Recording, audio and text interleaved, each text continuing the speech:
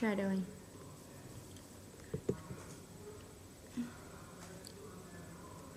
Culture is complicated.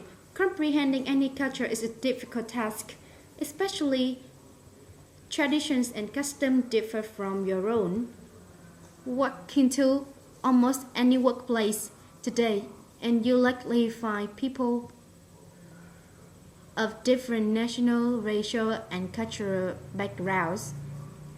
As an individual, we used to suffer culture shock as we traveled from one country to the next.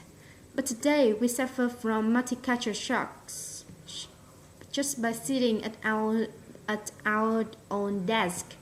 In the workplace, when people from different cultural backgrounds come together, it's likely we stumble upon cultural roadblocks because we all think differently about the purpose of business.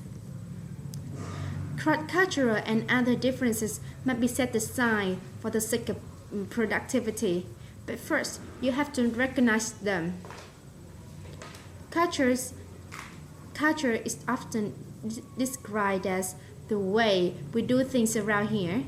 So, what exactly does that mean? There are several parameters that help us understand the way people do things around here.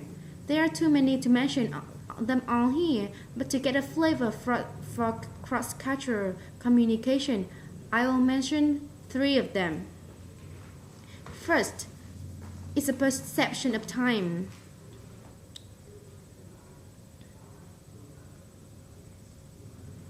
In some countries like Germany, Switzerland, China, and Japan, punctuality is considered important and being late would be considered at best rude and at worst an insult. However, in countries such as those of South America and Middle East, being on time does not carry the same sense of importance or urgency. Some people view time as fixed, whilst others feel time is fluid or even infinite. It really has implications for those who work in a deadline scheduled and structured work environment. Secondly, cultures may be either direct or indirect in the way they communicate. Direct cultures, like most Northern Europeans, North Americans, and Anglo cultures, say what they mean and mean what they say.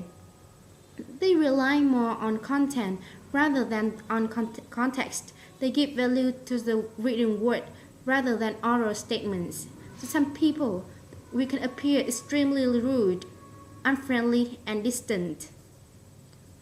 Indirect culture relies heavily on nonverbal signs and prefer indirectness, politeness, and ambiguity.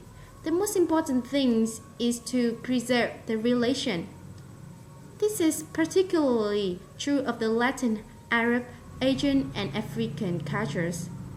For example, a friend of mine was staying with a Chinese family, and when she stated that she intended to go out to the town in the evening, the mother said, "There's no bus."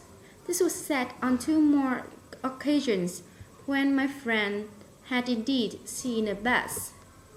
She then began to understand that by saying "there's no bus" was the mother's way of saying that she shouldn't go. Thirdly, cultures may have a strict adherence to the rules whilst others bend them to suit the context, the situation.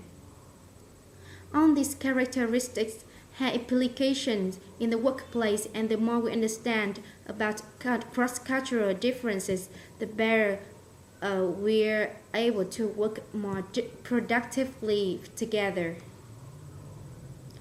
We should never denigrate any other culture, but rather help people to understand the relationship between their own culture and the dominant culture. When you understand another culture or language, it does not mean that you have to lose your own. I would say language is what we hear, culture is how we understand.